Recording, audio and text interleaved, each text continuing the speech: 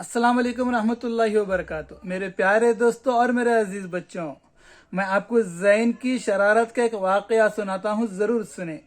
ज़ैन एक बहुत ज़हन बच्चा था।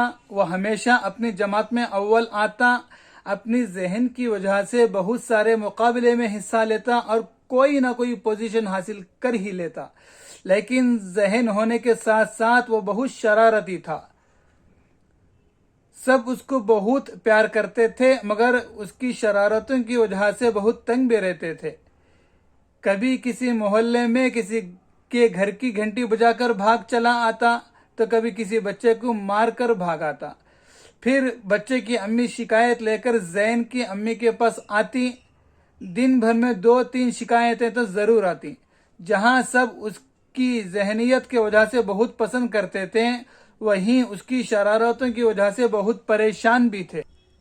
ज़ैन की एक बड़ी बहन भी थी जिसका नाम मदीहा था।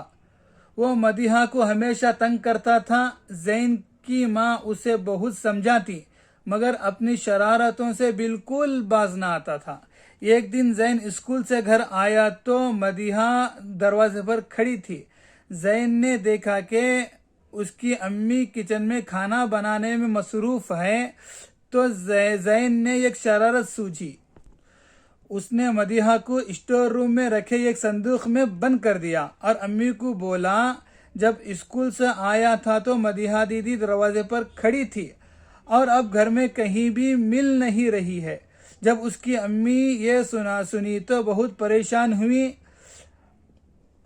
और मदीहा घर में कहीं भी ना मिली तो उसकी अम्मी ने बुर्का पहना और उनके खाला के घर पता करने के लिए गई और मदीहा वहां भी नहीं थी। कुछ देर बाद ये बात सारे मोहल्ले में फैल गई। जब ज़ैन ने देखा कि बात हद से ज्यादा बढ़ गई है, तो उसने अपनी अम्मी को सारी बात बता दी। उसने मदीहा को स्टोर रूम में रखे संदूक में बंद कर दिया था। ये बात सुनकर ज़ैन की अम्मी मजीद परेशान हो गई और जल्दी से जाकर स्टोर रूम में रखे संदूक को खोला और मदीहा वहां बेहोश पड़ी थी।